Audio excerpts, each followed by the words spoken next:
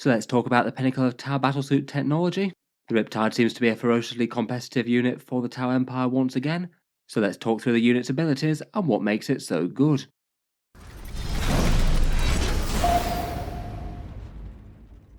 Hello and welcome back to Auspex Tactics, where today we're talking T'au once more, and in this video I thought we'd talk about the big and exciting battlesuit in the T'au Riptide, do an overview of the model and its lore, and then get into its rules, what's making it a common competitive pick for top army lists right now, and any interesting new buffs and synergies it might start to gain with these new detachments on the way. In the lore, the T'au Riptide is a pinnacle of current battlesuit technology. It's a pretty enormous, mobile and well-armoured supersuit capable of dancing around the lumpen tanks and walkers of other armies. Propelled on enormous jump jets, Riptides are a valuable resource that T'au commanders always want more of.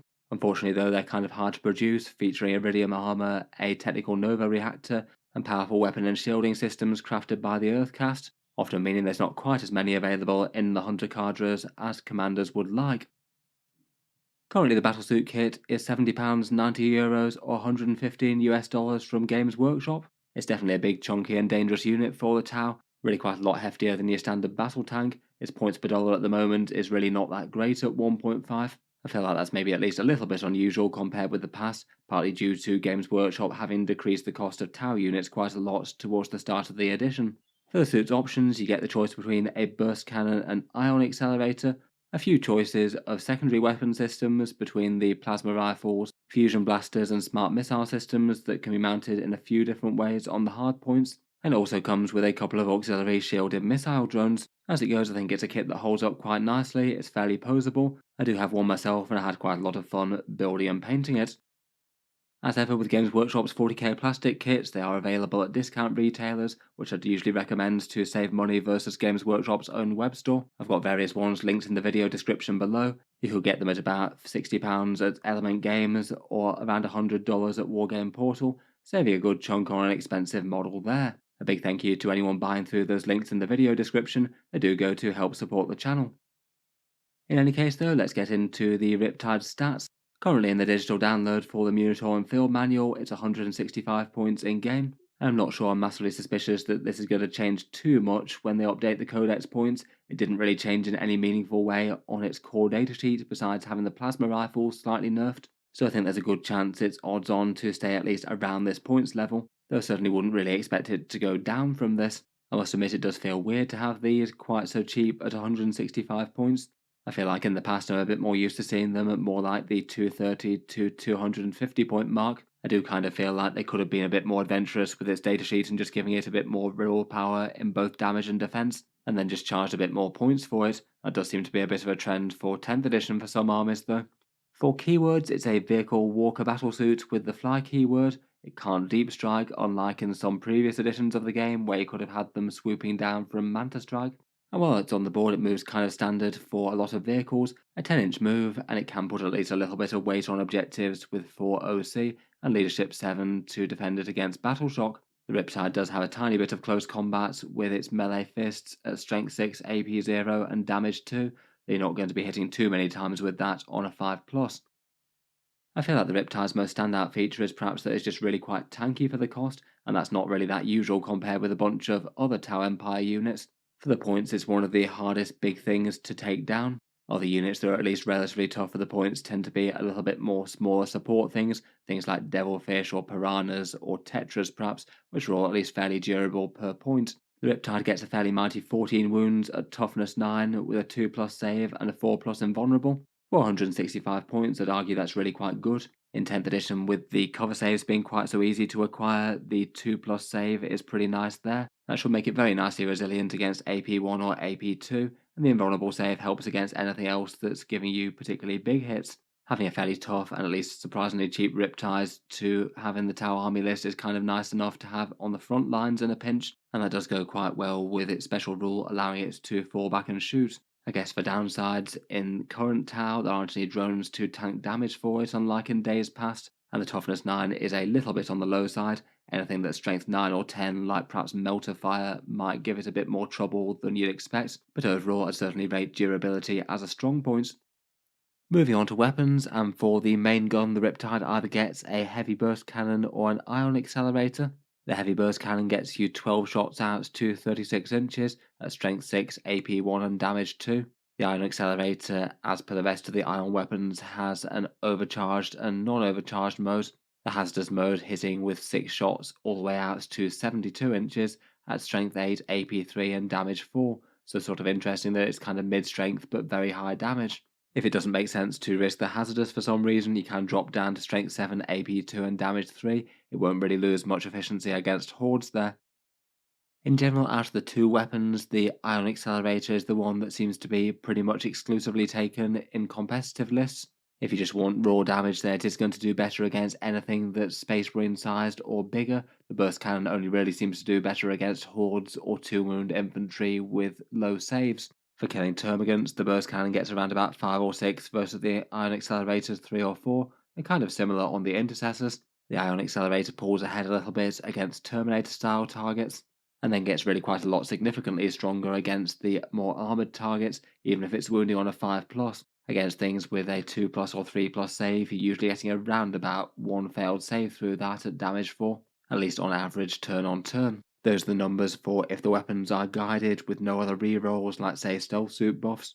Overall, I would argue that the ion accelerator is the better one. It will occasionally chip 3 mortal wounds off you if you get unlucky, but overall for a Riptide that's generally really quite durable, I think it makes sense to maximise the damage output.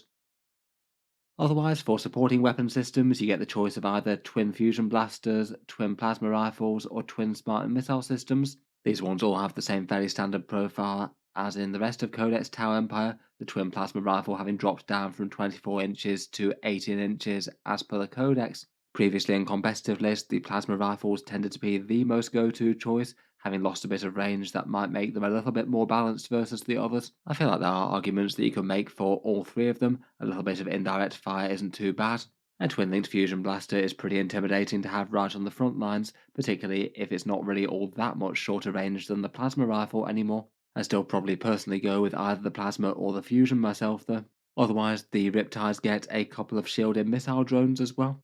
They just function as a little bit of extra volume fire, 4 shots total with strength 7, AP 1 and damage 2, all at the fairly bad drone ballistic skill of 5+. In general, the secondary weapon firepower can chip in a little bit. It's not really going to do all that much compared with the main weapon though, maybe just chip in a little bit of damage against things like standard Space Marines or enemy elites.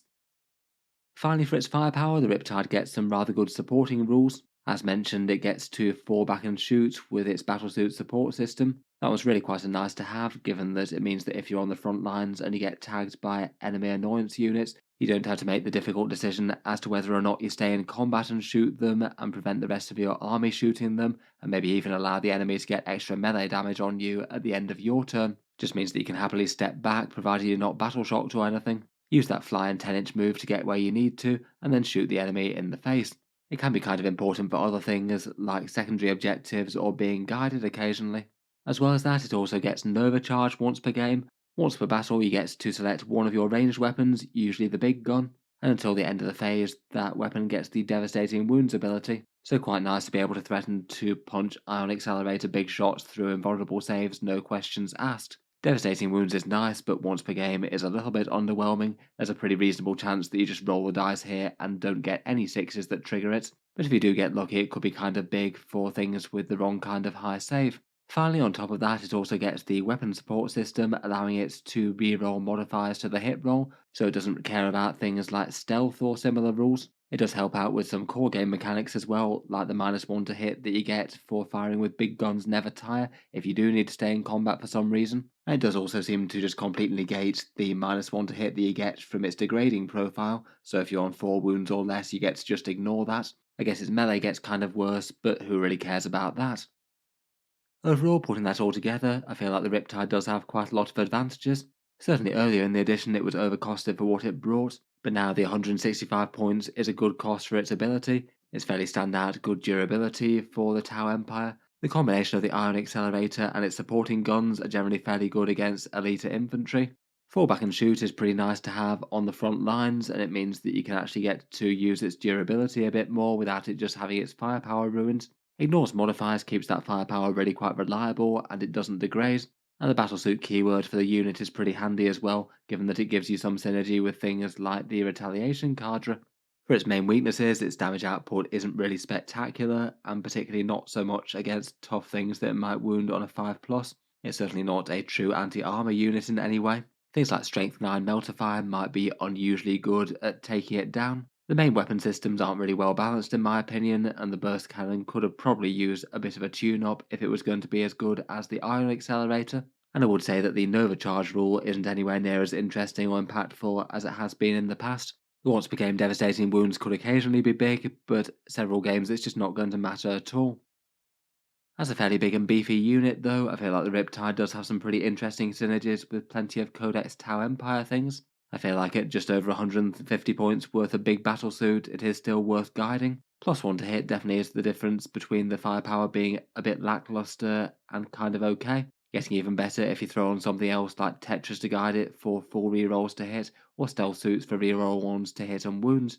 Depending on what else you've got to support it as well, Shadow Sun's reroll ones to hit could be alright for it, and give you the chance of farming command points. For generic stratagems, I feel like they're maybe okay for the Riptide, though aren't really that standout. You could Overwatch, which might be interesting enough in Montcar maybe, if you've got lethal hits on the go. I guess perhaps could be interesting enough to if one single damage 4 result going through could be enough to destroy something that was just about to give major damage to you. I wouldn't say it's a standout Overwatch unit though. Tank Shot could be okay in a pinch, usually good for around about 2 or 3 mortal wounds on average. Could be a nice enough way to gain a bit of movement onto an objective perhaps, or surprise the enemy. And I guess command point rerolls could be useful from time to time, maybe a failed invulnerable save against something big or a failed hazardous roll. Overall, in general, I don't feel like the Riptide's going to be desperately high yield for more generic stratagems, and you might just get a bit more value out of the detachment specific stratagems and not necessarily on the big Riptide itself. Speaking of detachments, there's useful stuff for it in everything but the Recruit detachment, and even there it could still be relevant to help them out against high save elite infantry perhaps, though it's not really going to be getting any support. For the Battlesuit focused detachment, we've got the Retaliation Cadre. This is the one that gets the Bonded Hero special rule for damage up close, +1 strength on your weapons within 12 inches, and +1 AP within 6 inches. Both buffs that I'd rate as okay, but not crazily exciting. Going from Strength 8 to Strength 9 on the Iron Accelerator is only really relevant against Toughness 8 or Toughness 9, which is out there but not all over the place. The AP could be nice enough, I guess, if you're in super close. I guess if you're fighting against Space Marines with 3+ armor saves and no invulnerables, then it might net you a little bit more damage. For stratagems, I feel like maybe the single most interesting one might be the big jump shoot jump it can do. It means that you could get some pretty huge movement out of a Riptide in one turn if you'd like, maybe rocketing 20 inches across the table with really quite a durable unit. I guess there's going to be some competition for that one between this guy and Crisis Suits though. Perhaps the one that feels really Riptide specific is the 2 command point option to auto explode a suit. The Riptide gets a deadly demise of d6, so that's d6 mortal wounds to everything within 6 inches, and that could be truly game changing if it goes up in the heart of the enemy army. I guess occasionally you might have it the opponent's just decided to swarm all over your Riptide and not seen this coming. If you were feeling super bold though, you could maybe take an injured Riptide opportunistically and push it at the heart of the enemy army and charge something that's going to guaranteed kill it. If it's on its last legs anyway, that could be a pretty big swing. If you could catch something like 5 units within the 6-inch zone, then that could be 5d6 mortal wounds, an average of like 15 or so. I feel like there's times when it is going to be worth it. Otherwise, there's a 1 command point for 6+ Feel No Pain via stim injectors. Doesn't really hurt, though it's not really very strong. There's another fairly light one for sustained hits versus bigger units. Neither of those are awful if you just need every iota of damage or defense on a critical interaction, though most of the time ones to avoid, I think. Overall, I feel like the Riptide does get some useful things here, though maybe not quite as much as other Crisis units. Maybe the jump shoot jump is the most reliably good thing, though you can only put that on one suit per turn.